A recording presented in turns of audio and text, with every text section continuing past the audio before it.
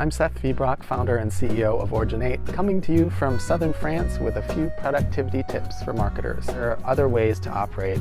There are other ways to be efficient, to get back your life, to follow your dreams, to spend time with your family, whatever it is you want to do. The next few tips will help you multiply the 20% of your day that is most impactful, all while taking off the pressure so you can go home at a reasonable hour.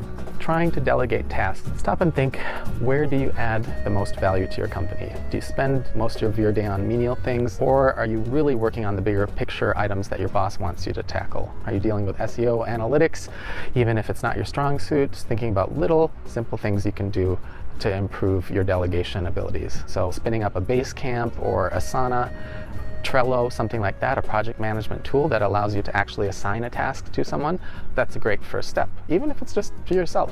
The next thing is finding people to delegate to. It doesn't always have to be expensive. There are sites like Upwork that let you concentrate on priorities and work that you actually enjoy. But be careful of time zone, education level, in the country of origin, language, communication abilities, and your ability and infrastructure to manage remote workers. Another thing you can do is crowdsource using sites like Quora or Clarity to ask experts what to do. Don't take my word for it, ask someone else. The next thing is improving communication with your technical team. If you've heard of the book Men Are From Mars, Women Are From Venus, I think technical folks and marketers could use a similar book. Often when developers communicate with marketers, it sometimes feels as if they're speaking a totally different language. And the same goes for technical people who interpret what marketers say. I'm both. So one of the things is communicating visually. Mock-ups, screen shares, screen grabs, URLs, all that kind of stuff. There's less room for miscommunication when you keep that communication channel visual. Another thing is picking up the phone. Developers and other techies tend to prefer email, even when it's to everyone's advantage to use verbal and visual communication. Just push them to pick up the phone, schedule a video conference, screen share with them, or simply use Slack or Skype and their built-in calling and screen sharing capabilities. Often the most efficient use of your time is to have a technical project manager interpreting, sitting between you and the developer, ready to translate.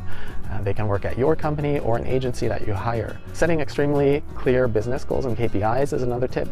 You might ask your tech team for a certain feature, set of features, or even an entire website, but it may not end up doing what you want if you don't start with these KPIs and goals so that they can form the user stories that they need. Say you want to increase conversion site-wide by 20% in 6 months. Make the goals smart, measurable, actionable, all that kind of stuff. And consider upper tier options such as TopTal, or consider agencies. So that's another level. What's the difference between a company, an agency, and a freelancer? A company doesn't disappear. It comes with an infrastructure and a pool of skill sets and best practices to draw from that no one freelancer is going to have. A guy brings a different level of professionalism than a team. Of course, even within agencies, different companies, your mileage may vary. We've got an article on our blog about choosing the best agency.